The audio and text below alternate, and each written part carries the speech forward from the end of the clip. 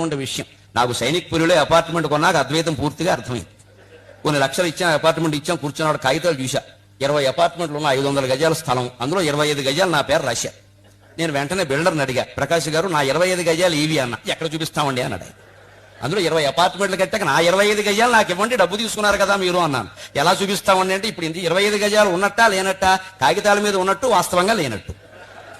ఇంకా అర్థం కావాలంటే అపార్ట్మెంట్ మధ్యలో కూర్చున్న కుర్చీ వేసుకుని ఇచ్చాం కదా, 25 లక్షలు కూర్చోవాలి కదా.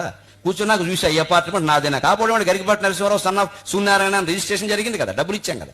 కానీ నాది కాదని అర్థమైంది. ఈ గోడ చూసా, ఆ గోడ నాది కాదు. అక్కడ పక్కన సరిపడికల పాపయ్య ఇంకోడు ఉన్నాడు, గోడ కామన్. ఏమన్నా మేకు కొడితే వాడు వస్తాడు, సప్పుడు అవుతుంది. పోనీ ఈ గోడ నాదేనా, ఇక్కడ దగ్గుబల్లె దొగ్గాయని ఇంకోడు ఉన్నాడు, కాస్త సప్పుడైతే వాడు వస్తాడు. ఈ గోడ నాది కాదు. పోనీ పైన నాదేనా, సీలింగ్ ఫ్యాన్ నాదే, సీలింగ్ నాది కాదు. ఆ పైన ఇంకోడు ఉన్నాడు, వాడు పిల్లల్ని పెట్టుకుని సప్పుడు చేస్తాడు, నేను వెళ్ళి వాడిని కోపడుతూ ఉంటాను. పోనీ కింద నాదేనా, కాళ్ళు నావే, నేల నాదే, కింద ఇంకోడు ఉన్నాడు, నేనేదైనా సప్పుడు చేస్తే వాడు వస్తాడు. Your children are disturbing me అని. ఎంత ఆశ్చర్యం అండి. 30 లక్షలు ఇచ్చామా, ఈ గోడ నాది కాదు, ఆ గోడ నాది కాదు, పైన నాది కాదు, కింద నాది కాదు, మధ్యలో ఉన్న శూన్యానికి 30 లక్షలు ఇచ్చింది నాది అనుకుంటున్నావే. బుడిబుడి అడుగులు వేసే వయసు నుండి ఇప్పటి వరకు మనల్ని నిలబడేలా చేసింది ఈ భూమి. ఇదే భూమిపై ఇన్వెస్ట్ చేస్తే మనల్ని తలెత్తుకుని నిలబడేలా చేస్తుంది.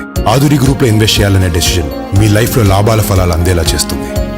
ఆధురి గ్రూప్, అమ్మ లాంటి నమ్మకం, నాన్న లాంటి భరోసా.